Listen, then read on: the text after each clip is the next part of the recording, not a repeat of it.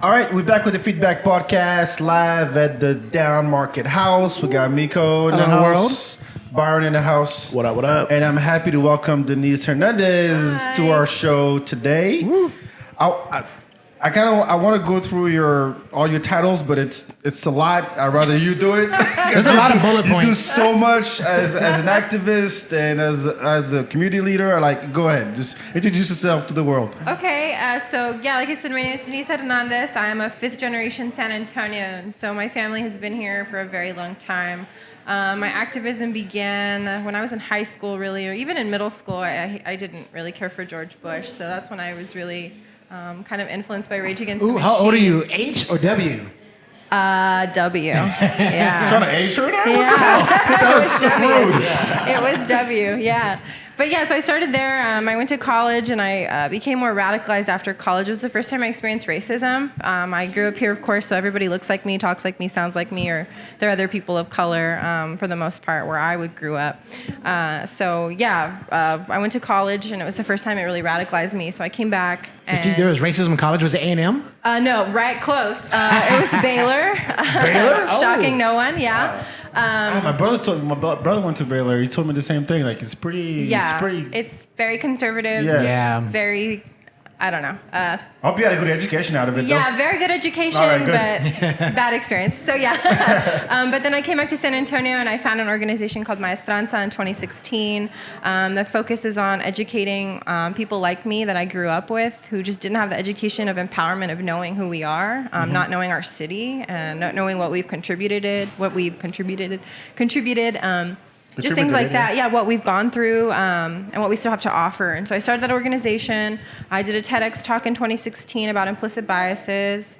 I currently work for a councilman in District 1, Councilman Trevino. Okay. So we're in charge of all of downtown, a little bit of south, kind of Southtown area, a little bit. And This then we area go doesn't cover your north. district, does it? No, this is District 5. So we're actually right Okay. on the border, another street over, and then we get a little bit of the Interesting. west side too, yeah. Okay. And then we go up a little north by the airport.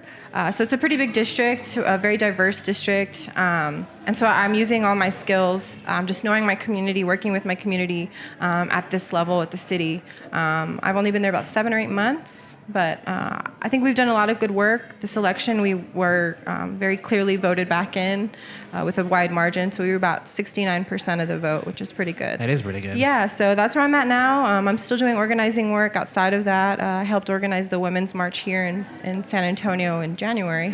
And then we're working on another one for women's healthcare, just healthcare in general, right? So this all started from a personal experience, and you're like, "That's it. I got to do something about it." Is that pretty much the trigger? Yeah, and Was there a particular experience? I mean, ever since I was little, I was someone my teachers were like, put Denise with the kid who's being bullied because she's the kind person who can be a bridge for other folks. So I've always been that kid. So I've always seen something that was unfair, and I was always been very vocal that it was wrong. But it wasn't until college, I was nearly sexually assaulted. And At Baylor. At Baylor. Yeah. And it was what I understood just from being fearful. They mentioned my race. Again, I was very vocal in school still. I was always talking against people who were homophobic, people who were racist. And so I know this person knew me. I don't know who they were, but I know they knew me, and they targeted me. And so I felt scared for the first time. And then I was angry, and then I tried to turn that anger and that bitterness into something good. Productive. Yeah. It took a long time for me to mature of you. get there. Yeah, but it's made me who I am now. So grateful in a way. Yeah. So it's good. The ability to speak out at such a young age, that's something that we don't hear a lot of, especially with bullying and things going on. And Right. how did you, was there anything that in your home that gave you the courage to be vocal when you saw things that, you thought weren't right, to be able to speak out and not just be quiet and, let things be as they are? Yeah. Honestly, no. My family is very chill. I'm the only one that's really opinionated and emotional. As You're that like family to member? say. I'm that family member. Yeah. I'm the one that's like, oh, here we go. Don't bring up Thanksgiving during Thanksgiving. I'm like, we're not celebrating colonization, y'all. But my family loves me and they support me. So I think that was the big part of it. Is I've always been myself, and instead of my family saying you need to calm down or you need to do this, they've always just said, do it the right way, do it with kindness and love. Okay. And so I'm very grateful. Like even my mom and my Easter basket, she gave me like poster boards and markers so I could make more protest signs. I've always been supported. Like I said, Rage Against the Machine, that band, was the first time when I was young and I was angry. To hear about things happening in the world. Yeah, right. And listen to Rage. Yeah. Just it's right in the name. Like you got to. Exactly. Just really spurred me to know things are wrong and know that I can do something about it. That was really big for me. Yeah. Wow. Man, so I want to speak a little bit about that TED Talk that you did in 2016 about, checking your bias. And I don't know if you guys had a chance. I've seen it. Yeah. All right. So I think that, we're living in the sharing social media world, but it's really become an integral part of our daily lives, if not minute life, right? Yeah. And so how do you see something that's as prevalent as social media play into your activism? Like how you use that, to put a message forward, like, hey, you gotta.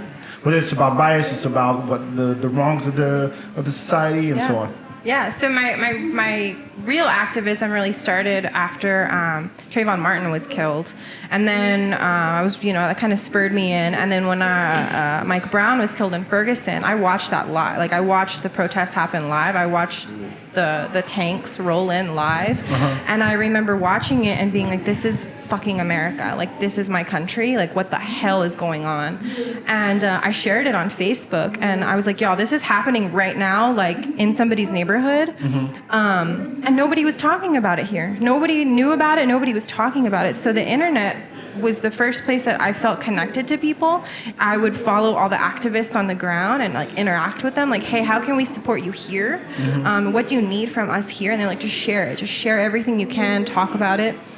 So I'd retweet them, do the hashtags. People talked a lot of shit about hashtag activism, which I get it, right? But at the same time, people wouldn't know anything about anything if it wasn't for social media, and even using a hashtag to group all that stuff together. So for me, I'm a huge proponent. I've even done a class on how to use social media and organizing, because it's super important for people who may not have access to go out in the street and yell. Maybe they're confined to their home, but they still want to help. That's still valid. I mean, it's still needed. And so it's super important. With that TED Talk, I've reached people across the world, which I never thought would ever happen. But to even just have that conversation, when I talk about in the TED Talk about biases, it's a cultural thing, right? A lot of what we inherently have is cultural or familial or, different things. But a lot of that can be done with just having a conversation with someone. I think we don't do that as much. We get online and you can have a conversation, but the context of my nuance of how I talk to you, my tone, what my face looks like, that gets lost sometimes. But I think once we remember that and we can still have a conversation online and connect with somebody halfway across the world that may feel the same way we do.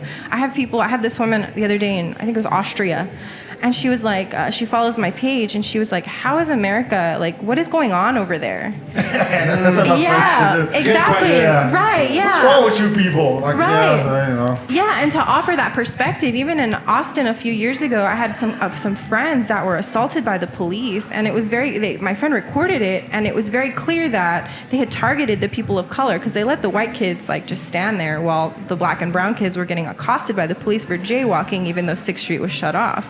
So I shared it with a lot of people. It went viral, it went around the world. And I had someone, I think again, I don't remember, Denmark somewhere, and he was like, your streets are built for policing. Like things we don't think about. Like your streets aren't walkable because they want to infringe upon your rights in this way.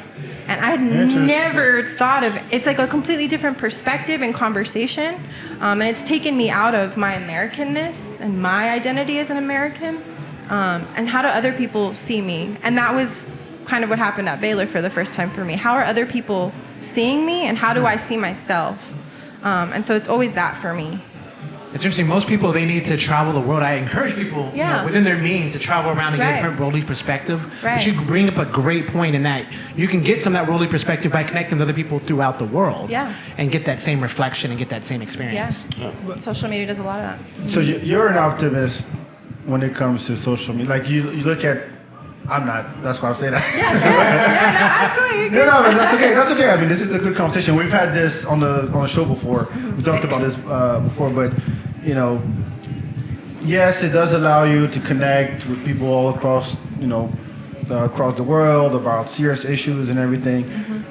But I don't think that's what people use it for the most. Yeah, I agree. You know, and even and you're right when you say that. Yeah, people need to have conversation. That's been like one of the main, you know, ideas that people have been, you know, mentioning on TV and on radio, podcasts, and that conversation should not take place online. I don't think it should. Because, like again, tone doesn't translate online. The people live in their bubble, and they post an article about what agrees. Yeah, what agrees with them. Yeah. Yeah, so it's really that tribal way of thinking. Yep. It doesn't help. It doesn't move. Yeah. Doesn't move forward with that. Yeah. Yeah, the internet allows you to jump into your own tribe. Yeah, exactly. Yeah, it is a tribalization for sure. It really is, and I think it's gotten. I don't know if it's gotten worse now or it existed for a long time, but now it's like in your face and you see it everywhere. Yeah, I think it's yes to both. I think it's both. Yeah. But I think it's definitely gotten worse because I'm a Democrat, so blah blah blah blah blah. You're a Republican, so you wear Trump hats, so blah blah blah blah. And that's why I ask people to do like I follow a Fox News page. I listen to conservative radio. Like I try to understand like what are you thinking, because I was very much when I was younger in activism like fuck y'all, fuck this, fuck that, and sometimes I still have those days. But I've come to a point where like we can't silo people, you know, this way. I know I was in Miami last year, and I met this Cuban dude, and a lot of Cubans voted for Trump. And as we were understanding Latino politics, I was like, okay, why did Cubans vote for Trump? Like, I really want to know, because it's very confusing to me. And he was very open about it. He said he didn't, but he had family members who did. And he was just like, you know, we feel this way after coming from Cuba and our history there, and we don't believe in, you know, socialism or XYZ. And it was a very interesting conversation just to have that perspective. But yeah, I try to have those conversations with people. It's sometimes very frustrating, of course. Yeah. But I think it's important to try it. You know, at the end of the day, all people want the same thing. We want to be safe. We want to be happy. We want to feel like we belong. Yeah. Make it safe for our kids. Yeah. Take care of your kid. Take care of your family. Have something to eat. You know, and I think we need to get back to that idea versus, you know. Do you organize? I don't know if it's town halls or conversation, like in-person conversation? Can you talk about that a little bit? I've done that before. I did one started January, so it was after the Sutherland Springs shooting that happened not too far from here, about gun reform. So that was my first big one.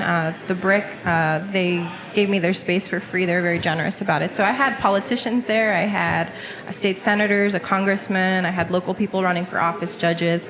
And then I had groups like Moms for Common Sense Gun Action. So it was mostly just a conversation of like, what do we need and what do we want to protect everybody from this situation? I personally believe that people should have access to guns if they so choose, but it should be more responsibly handled. Like nobody needs an AK-47 in my opinion. Like I don't think you do. So you know, it was just having that conversation, and people asked questions, and of course politicians were going for re-election, so they were like, well, this is my plan.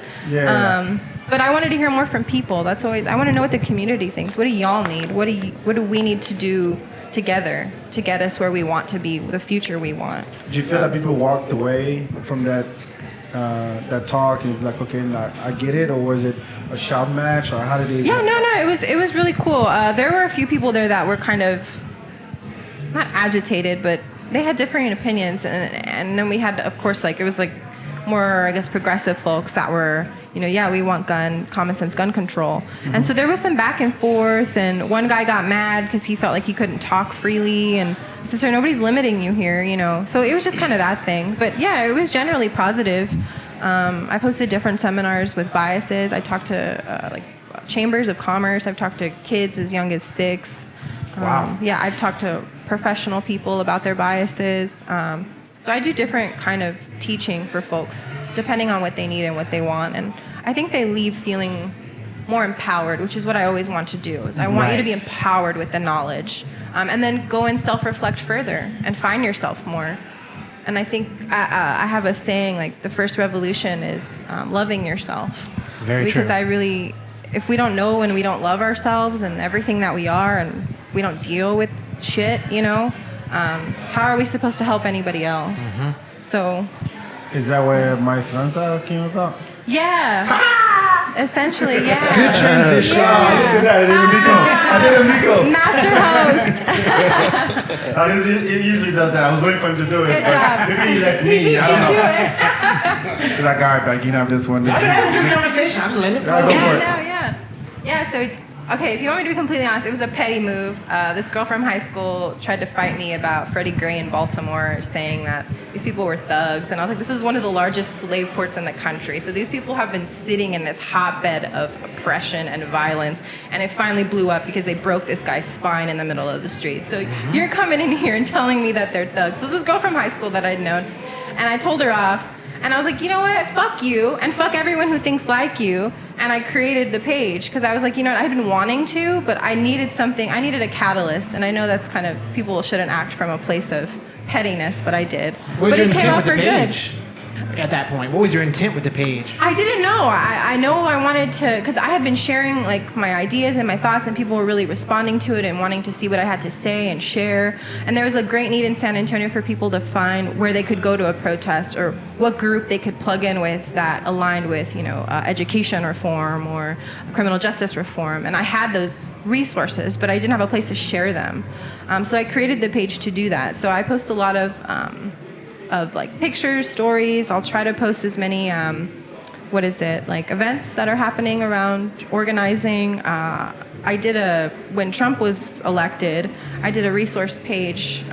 So it's just a 2-pager that anybody can print out, and you can find out how to hit locally to affect change. I believe change happens locally first. So that's where I'm kind of starting. And I've kept it up as the years have gone by. I think I need to do more organizing with events like that, but my job now is so busy that I have kind of... Council? Yeah, with the council office. You got a strong day job. Yeah, that I gotta... It's kind of melding my things, but yeah, I'll get back there hopefully soon. Yeah. So maybe it's not the politicians, it's the people who put them up there.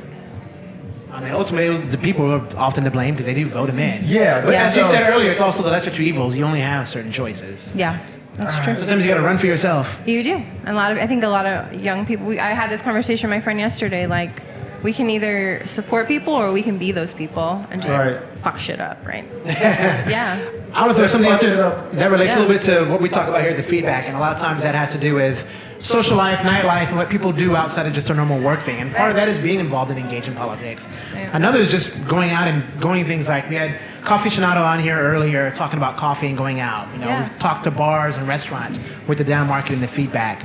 I'm curious about what your perspective here in San Antonio is about the different districts coming up, like Southtown and some other ones you mentioned, and something every city is facing, gentrification.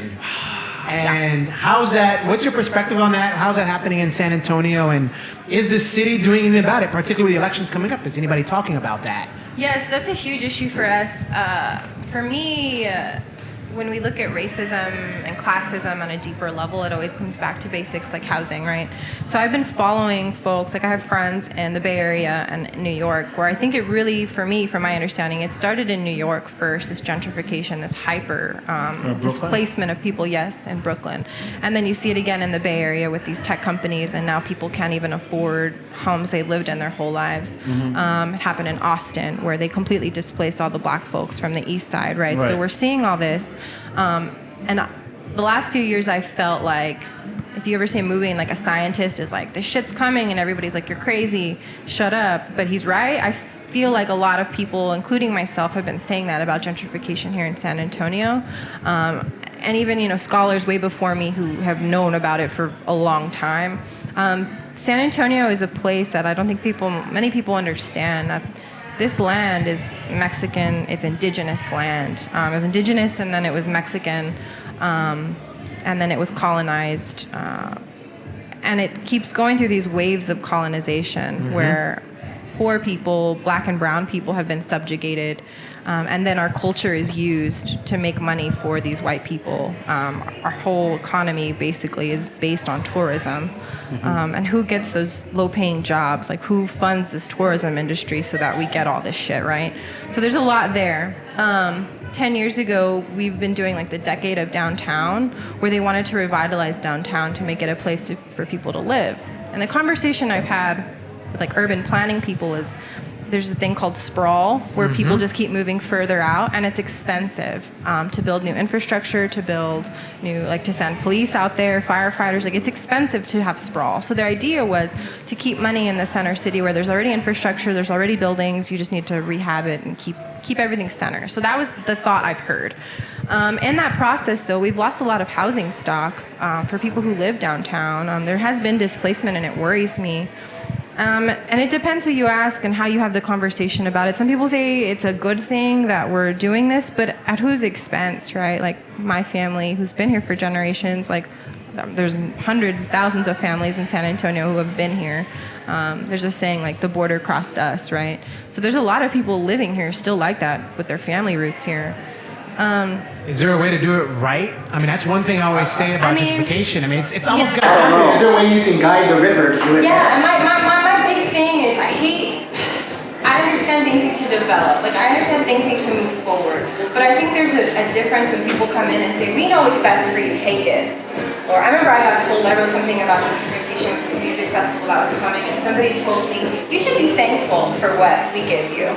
Like, you should be thankful that we do this for you. Do you think we're even having a music festival? Right, I was like, what? Like, you should be thankful that we even allow you in our fucking city. Right. Like, who do you think, like, you are telling me what you can do with my community and my space and my culture? So that's what pisses me off. I think when people genuinely go in with the intention of, like, hey, we're here to work with you, like, and you are the voice, and you are people of the community, what do you need and want and see, and how can we help you build that? I think that's the better way to do it, versus people who come in and say, look, this worked here when it really didn't work. It just displaced people and gave them It worked for somebody. a coffee shop that nobody wanted or needed. They needed healthy food. They needed like access to healthcare. They didn't need a new, coffee shop or whatever the hell. So that's what's frustrating for me. I always like to say Houston, just to interject you. Yeah. Did decent. I think I might have said this on the podcast before. Check these episodes. I think Houston did it pretty well in the sense that Third Ward was a historically black district in Houston, and a lot of them are wealthy black people. And so when the gentrification started rolling in and a coffee shop opened up, they bought it. Yeah. So they own the coffee shop. That's They own the restaurants that are coming in and gentrifying. But they were community able to care. do They had the money. They had the money to back If it you up. really want to look at a good model, rest in peace Nipsey Hussle. Like, that man understood how to get Totally community agree. power. Yeah, it's just putting your power, collecting your powers in the community and making that something that's still yours, that's still helping people. I mean, at a state, it's really fucking deep. And it's property taxes. I see this every day in District 1, where we're in the neighborhoods surrounding downtown. These are the oldest neighborhoods in the city. They're old people who don't have money to fix their homes. So they just sell them for pennies to the dollar. Somebody with money buys them, demolishes the house, and rezones it, builds a condo. And that's how it happens. It's just people not having the power to keep their home, stay in their home, keep it livable. There's a lot of ways we can tackle it. It's property taxes, it's land values, there's many heads to the beast, but for me the main thing is the community needs to be communicated with, they need to be involved. If they're telling you something is not good for them, listen to them, because they know it. Yeah, right. Instead of saying, no, we know it's best for you, which is what Yeah, happens. we'll bring a coffee shop and you'll go to it. I know we'll be out of here. Yeah. It's ridiculous. When they never needed that. Austin is going through the same. I mean, the east side is like all Every the city. way. Yeah, every city. Yeah, they need a better You see a shitty house, nice condo, shitty house, Yeah. shitty house, nice Yeah. condo, and then some kind of like gas station with no gas, just a shop. Yeah, really. I mean, we had a friend that lived Katie for a couple years in a place that they're like, hey, we're gonna demolish it soon. You can live here till we do. Yeah. And then we're putting up a condo. Right. That's No, four story. times your rent. The story. Was it Sam's Barbecue? Oh yes. So there's a barbecue joint in Austin on 12th Street. Okay. Barbecue joint's been there for forever, like Decades. something like that, right? Yeah. And then some developers came in and said, hey, we can buy this for like $2 million. He said no, $3 million, no, $5 million. He said no. Wow. I think it's still refusing it though. He's still refusing it. He says he wants some ridiculous number where him and his family for generations don't have to worry about it. Yeah, there you go. He's just holding on to it. Yeah. And it's just, one They try little to shop eminent barbecue domain, joint. I read a story too in Austin on Rainy Street. There's a man that lives in a house there, because it used to be a Mexican area. That everybody sold their houses, but he's holding out. It's like, this is my land, this is my family's land. Like, I'm not selling, but he's the last one, and he's old and he's sick. So Really? the sick thing is like they're waiting for him to die, Yeah, probably. and Morbid. then keep it. You Yeah, take it, Rainy is Yeah, crazy. yeah, about $1.5 million condos down the street. Actually, the Mexican Cultural Center is right down the street From it, yeah. on Rainy, yeah. Yeah. They actually redeveloping the area of the city. They just Yeah, talking about. and I saw it happen here. I mean, you mentioned nightlife. So strangely, before I was really doing activism, I was partying. A lot of people were like, "Oh, You you can see party, each other. whatever." I was partying, and I met a lot of people. I started with my boyfriend at the time was a graffiti artist. So I would hang out with him and get to know people in the city, like doing art, like struggling, like they grew up here in this neighborhood. Like we were all the same kind of people, just wanting to do good things and be creative. And then it spread out. I met other people. I met business owners. I met, the St. Mary's Strip here. It was nothing when we were coming. It was like 2 bars. My friend opened High Tones, and it was like the only bar. And I was like, this is so dope because Danny, the owner, grew up the way I did. Like we have the same cultural ideas, the same aesthetics. So it was like I was stepping into my grandma's house again, but I was in a bar, and the music was what I wanted. Exactly that culture, he made it into something that people like us can enjoy. And now, I believe, people can have their opinions, but I believe that bar started the revolution for a whole St. Mary's. St. Mary's wouldn't be shit if High Tones didn't open, in my opinion. Because that's where we were going. Like, when we were going, nobody was there. It was just our friends, like, drinking, having a good time, doing good music, musicians. How's the money kept that place alive? Yeah, and they kept it alive. And then they opened more bars with the money they made from there and completely changed the whole strip. And now I go down there and I'm like, where am I? Like, who are these people? Because when we go out, it was just us. And There's a bunch of white people. having a good time. Yeah. So, there's a role to understand that. Like, but he's making his money and he did it, to give something back at the same time. And I think that's okay. I think that's needed. Right. So somebody else doesn't take it from us, right? And make Exactly. money off Right. it. So, yeah. I'm gonna roll in. Yeah, go ahead. Wrap things up a little bit before. So we're gonna get to a word association game like we did before. But even before we get there, really quick, I'm adding another little game as well. Maybe what's the first rally, protest, activism, anything that you were at? What was it? What'd you do? Maybe like a minute description for everyone across the table. I know we've all been in something or been somewhere that was happening. I know y'all. I was trying to impress a girl. Go. This is good. No, wait. Don't, what are you coughing at? No. Anyway, no. I don't know if you feeling guilty. I think, you know what? I even forgot what it was for. It was at the Capitol. Oh, I think it was for the environment. I think it was for that's all I remember. I thought it was a while back. Honestly, it was a while back. You're there. You weren't there for activism. You were there for her. I was there for her, and I supported afterwards. I donated and everything. You wanted your environment to change with her. I would have donated anyway. Yes, that too. That too. I'll go next, and Byron's might be pretty similar to mine. I know he was there with me. Mine was at UT during is it Hopwood versus UT when affirmative action was had just got taken away. Me and Byron were some of the first freshmen at UT to get there. Freshmen. And there was all kinds of protests and activism happening. And so we marched on the tower with organizations. There was a whole sit-in. We weren't inside, we were outside, but it was like a party. Yeah. This is cool. It was fun. Yeah, you gotta make it fun. Yeah, it was being away from home and being a freshman in college and like just being caught up in, that experience and energy in the moment. Feeling like you were a part of something bigger than you were. It felt good. Yeah. And yeah, that was my first involvement. Previous to that, with the Holmes High School here. Shout out. I knew you looked familiar. You went to Holmes? Yeah. Okay, I did too. Okay. Yeah. There was a point where weren't going to be allowed to wear shorts anymore. Yeah. And students were like, the state to walk out at this time. This place, like, okay, the students are being drunk and being active. But I was Dumb thing to do. played football at the time. The coach was like, no. You got help team. There'll be none of that. People so. worry about the incriminate wrong you. issues Yeah, all the pretty time. much. I Seriously. wasn't taking any but couldn't. So. Sorry, to expose my needs. Yeah. Denise? My first one was in high school. We were trying to organize a thing for Darfur. So we did the Oh, genocide. man, I got it. in Gosh, Darfur. kills us. Yeah, well, I'm glad you went last. I'm so glad you went last. Yeah, so we did that. And then the first one we organized was here in San Antonio for Minecraft and just police brutality in general. It was a nationwide thing, and we did our own San Antonio one. So that was cool. Sweet, man. I'm really glad you went last because I got nothing. One word, I'm gonna add a word association. First word association, John Marshall High School. I'm just playing, that's where I went. I have friends who went there, so go around. All right, Game of Thrones. What? Game of What's Thrones. the first thing that comes to your Game of mind when you say Game of Thrones. Thrones? That's all. You can do that. That's good. Yeah. That's good. So I loved it, and I'm disappointed now. No, you signed a petition? No. Okay, good. Next word, best tacos. That's tacos, my grandma. Kudos. The flour doesn't come off your fingers, it's not. Yeah, that's right. Next word is Trump. Trump. Fuck that puto.